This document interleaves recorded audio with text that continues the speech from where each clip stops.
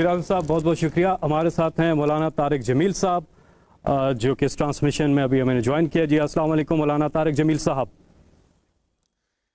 جی وعلیکم السلام ورحمۃ اللہ وبرکاتہ. جی السلام علیکم مولوی صاحب. جی وعلیکم السلام ورحمۃ اللہ وبرکاتہ. مولانا صاحب پوری قوم دیکھ رہی ہے یہ ٹرانسمیشن اور پوری دنیا میں، اور سب انتظار کر رہے ہیں کہ سب اکٹھے ہو کے میں نے بھی 1 گھنٹہ دیکھی ہے. جی جی سب اکٹھے ہو کے، متحد ہو کے، یکجا ہو کے، ایک ساتھ مل کے اللہ کے حضور دعا کریں. پہلے احتیاط کی درخواست ہے کہ یہ بھی فرمائیں کہ احتیاط کیسے کرنی ہے. اس کے حوالے سے آپ کا کہا ہوا پوری قوم بہت دل سے سنے گی اور مانے گی بھی.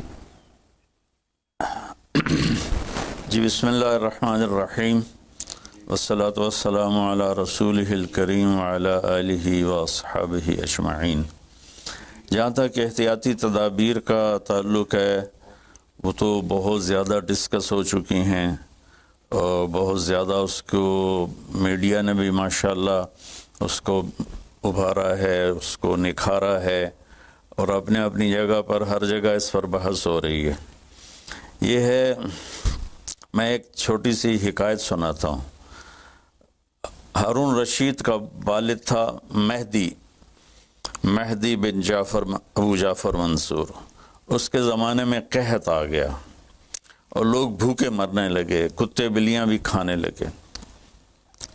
تو مہدی رات کو لیٹا ہوا تھا تو ایک خادم اسے دبا رہا تھا. تو اس نے اپنے خادم سے کہا کہ کوئی کہانی سناؤ، میں بہت دکھی ہوں رعایا کے لیے. اس نے کہا امیر المومنین، ایک لومڑی جا رہی تھی سفر پہ تو بیٹے کو لے گئی شیر کے پاس کہ تو بادشاہ ہے، اس کو اپنے پاس رکھ لے امانت. اس نے کہا ٹھیک. اس نے اس کو اپنے کندھوں پہ بٹھا لیا اور لیے پھرتا تھا. ایک دن عقاب کی نظر پڑی تو اس نے جھپٹا مارا اور اٹھا کے لے گیا. لومڑی واپس آئی، اس نے آ کر کہا بادشاہ سلامت، میرا بچہ کا وہ تو عقاب لے گیا. کہ میں تو آپ کے حوالے کر کے گئی تھی. تو شیر نے کہا میری بہن، اگر وہ زمین کی جنگل کی آفت ہوتی تو میں لڑ کے دکھاتا، وہ آسمان کی آفت تھی، اس سے کون لڑ سکتا ہے. تو پھر اس نے کہا امیر المومنین، یہ قحط اگر زمین کی آفت ہوتی تو آپ لڑتے، تو اوپر سے آئی آفت ہے، اس سے بات کرو جو اوپر والا ہے تو کام بن جائے گا. اس وقت کی ساری جو تھی ایگریکلچر، زراعت، وہ ساری بارش پر تھی. تو اس نے اسی سے ہی لوٹا مسلح منگوا کے وضو کیا، مسلح پہ کھڑا ہوا، سجدے میں سر رکھا اور اتنا رویا کہ سارا مسلح بھیگ گیا. اور یہ یاد رہے کہ وہ 3 بر اعظم پر حکومت کر رہا تھا اس وقت مہدی. تو ابھی وہ مسلح سے اٹھا بھی نہ تھا کہ اللہ تعالیٰ نے بادل بھیجے اور پوری عباسی سلطنت میں بارش ہو گئی. میں معذرت کے ساتھ اختلاف رائے تو ہر آدمی کو حق ہے. ہم جو ایک لفظ استعمال کر لیں لڑنا ہے، یہ آسمانی آفت ہے، اس سے لڑنا نہیں ہے. اس کا علاج کر کے اللہ کو عاجزی دکھانی ہے اور اپنا سر سجدے میں رکھ کے رونا ہے. اس سے ہم لڑ نہیں سکتے. اس لفظ کو اپنی زبان سے نکال دیں، چاہے دل میں اس کے بارے میں کوئی تکبر نہ ہو، لیکن یہ لفظ اللہ کو پسند نہیں ہے. کہ مجھ سے لڑنا چاہتے ہو، دیکھنا ایک چھوٹے سے وائرس سے اللہ نے ساری دنیا کو ہلا کے رکھ دیا. میں ایک حدیث سنا کے پھر دعا کرتا ہوں. پہلے ایک دعا ہے، ما اصابکم مصیبت فبما کسبت ایدیکم، تم پر جو آفت آتی ہے تمہارے اپنے گناہوں کی کمائی ہوتی ہے. ینصرکم اللہ فلا غالب لکم، میں تمہارا ساتھی بن جاؤں تو کون تمہیں نقصان پہنچا سکتا ہے. وَإِن يَخْذُلْكُمْ فَمَنْ ذَا الَّذِي يَنْصُرُكُمْ مِنْ بَعْدِهِ، اگر میں تمہیں چھوڑ دوں تو پھر کون سی اٹھویں طاقت تمہیں بچائے گی. إِن يَمْسَسْكَ اللَّهُ بِضُرٍّ فَلَا كَاشِفَ لَهُ، اگر میں تمہیں تکلیف میں ڈالوں میرے سوا اسے کوئی نہیں ٹالے گا. اور यमसस का बखैरन फला रद्द फضल, अगर मैं इरादा कर लूँ कि मैंने किसी को नहीं होने देना बीमार या मुसीबत में, तो उसके लिए क्या मुश्किल है। एक अमृत तो होता है। 40 दिन इब्राहीम अलैहिस्सलाम आग में बैठे रहे, 40 दिन यूनुस अलैहिस्सलाम मछली के पेट में रहे, वो तो फ़आलुल लिमा युरीद है। तो हम ये जो ज़ाहिरी असबाब इख्तियार कर रहे हैं, इनको भी पूरी तरह इख्तियार करना है, सारी एहतियात करनी है। अगर मस्जिदों में जाने से ये बीमारी फैलती है तो फिर उससे भी अपने आप को रोकना है कि जान की हिफाजत भी हमारे दीन का हिस्सा है। एक दफ़ा बारिश हो गई, हज़रत बिलाल ने अजान दी तो आपने कहा सल्लू फी रिहालिकुम, हम अगर बिलाल ऐलान करो अपने अपने घरों में नमाज पढ़ें, मस्जिद में मत आएँ। हालांकि मस्जिद में आने से कपड़े गीले होने थे या कीचड़, जान का खौफ तो नहीं था, लेकिन मेरे नबी ने अपनी उम्मत पर मोहब्बत और शफकत का ऐसा साया रखा है कि आपने उनको कीचड़ से बचाया, बारिश से बचाया। यहाँ तो ज़िंदगी मौत के मसाइल हैं। बहरहाल बड़े उलमा इसमें जो कहेंगे और हुकूमत जो उनके साथ मीटिंग करेगी, जो हतमी फ़ैसला होगा, तो सबसे पहले हम अपने अल्फाज में तवाज़ु लेकर आएँ कि हमने अल्लाह के सामने झुकना है, आजिज़ी करनी है और अल्लाह को मनाना है कि अल्लाह तू इसको हटा। ये नहीं हट सकती, इसे कोई नहीं हटा सकता। कि अल्लाह कोई अल्लाह का बंदा रो धो के उसे मना ले तो फिर शायद फ़ैसला हो जाए और अल्लाह ताला अपना फ़ज़ल फरमा दे। एक हदीस पे अगर अमल हो जाए तो मुझे अल्लाह की कसम खाकर मैं कहता हूँ ये कोरोना का पता ही नहीं चलेगा कहाँ गया। सिर्फ एक हदीस। मेरे नबी ने फरमाया 4 बातें मुझसे ले लो, फिर दुनिया भी तुम्हारी है, आखिरत भी तुम्हारी है। 4 अर्बउन इज़ा कानत फ़ीका, 4 बातें ले लो मुझसे, फिर दुनिया भी तुम्हारी है, आखिरत भी तुम्हारी है। तुम्हें कोई टेढ़ी आंख से ना देख सकेगा, तुम्हें कोई नुकसान ना पहुंचा सकेगा कि तुम्हारे रब का साया तुम पे छा जाएगा। तो 4 बातें कौन सी हैं? सिद्क़ु हदीसन, हमेशा सच बोलना, झूठ ना बोलना।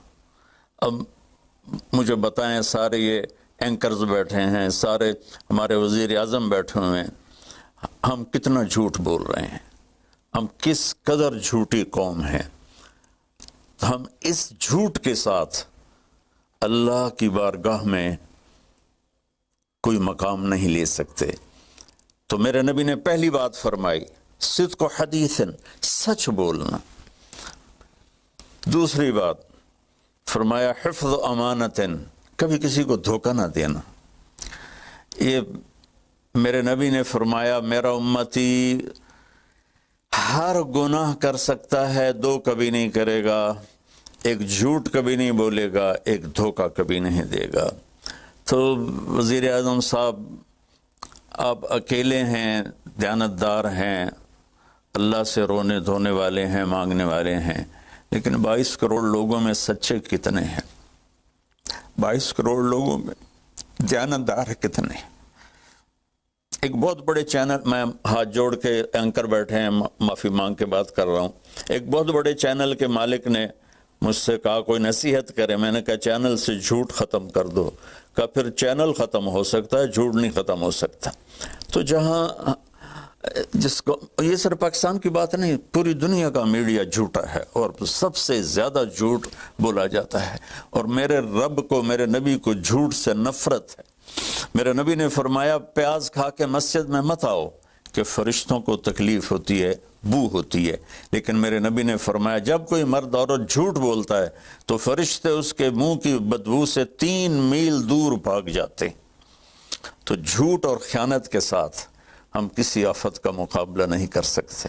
आपने फरमाया सिद्क़ु हदीसन हिफ़्ज़ु अमानतन, सच बोलना चाहे जान चली जाए, और धोखा ना देना। मुसलमान किसी को धोखा नहीं देता है।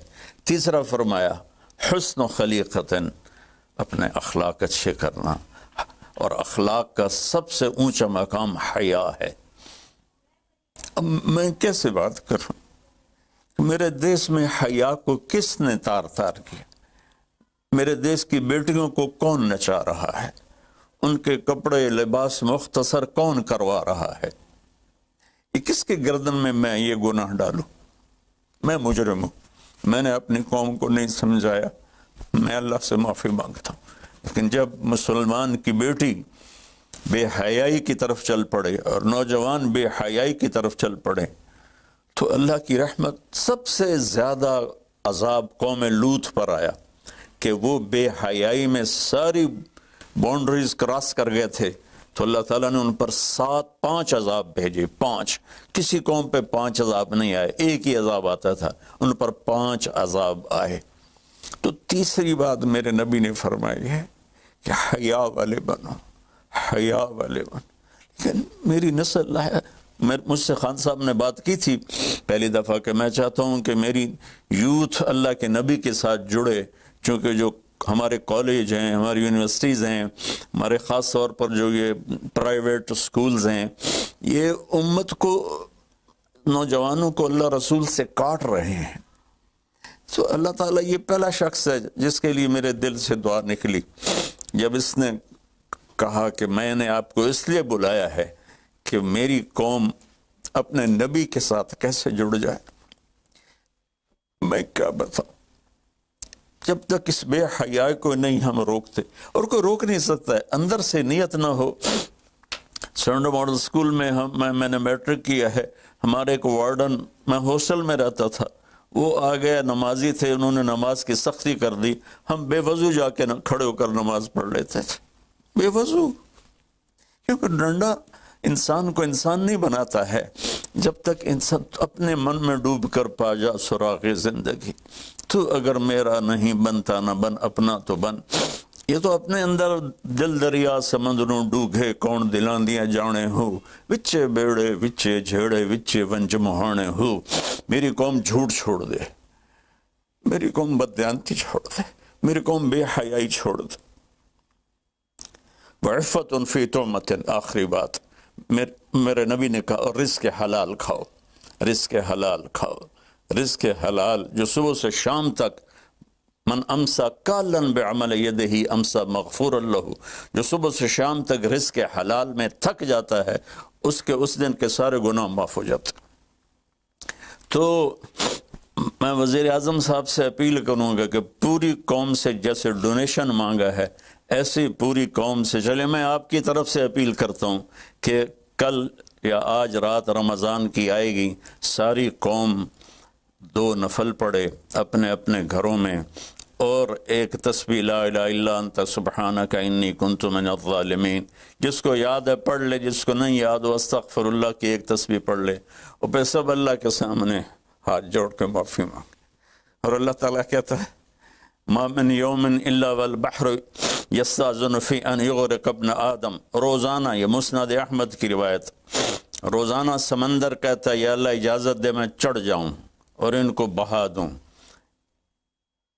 والارض تستاذن فی ان تبتلعہ، زمین کہتی ہے اللہ مجھے اجازت دے میں ان بے حیاؤں کو نگل جاؤں، ان جھوٹوں کو، ان بدماشوں کو، اس مافیا کو میں نگل جاؤں۔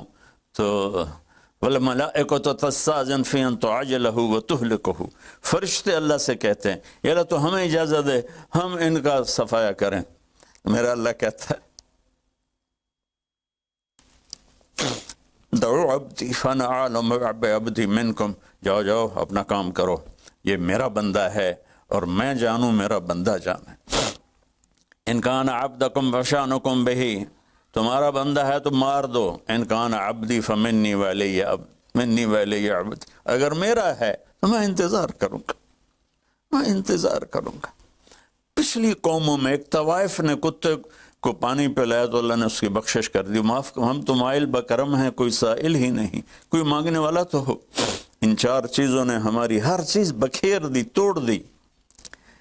کسی بھی قوم کے لیے جھوٹ، بددیانتی، بے حیائی اور رزق حرام، یہ ان کو تباہ و برباد کر دیتا ہے۔ اور کوئی قوم سچائی، دیانتداری، پاک دامنی اور رزق حلال پر ہوگی تو اللہ کا سایہ ان پر چھا جائے گا، اور دنیا کی کوئی طاقت ان کی طرف آنکھ اٹھا کر نہیں دیکھ سکتی۔ ہم تو اجڑے چمن کے مالی ہیں، عمران خان کو اجڑا چمن ملا ہے، کہاں تک آباد کر سکے گا، اللہ اس کی مدد کرے۔ چمن کے تخت پر جس دم شہ گل کا تجمل تھا، ہزاروں بلبلیں تھی باغ میں، ایک شور تھا غل تھا، کھلی جب آنکھ نرگس سی، نہ تھا جز خار کچھ باقی، بتاتا باغ مارو رو، یہاں غنچہ یہاں گل تھا، یہاں غنچہ یہاں گل تھا۔ ابھی عمران صاحب نے یرموک کی اور قادسیہ کی بات کی، کتنے تھے؟ 30,000 تھے خالد ابن ولید کے کمانڈ میں، اور سامنے باہان جو تھا وہ 3 لاکھ کا لشکر لے کر آیا ہوا تھا، اور قادسیہ کے میدان میں بھی 30,000 صحابہ تھے، اور ادھر سے جو رستم تھا وہ 3 لاکھ کا لشکر لے کر آیا ہوا تھا، ان کے ساتھ اللہ تھا۔ ہم اللہ کو ساتھ لیں، سارے اسباب اختیار کریں۔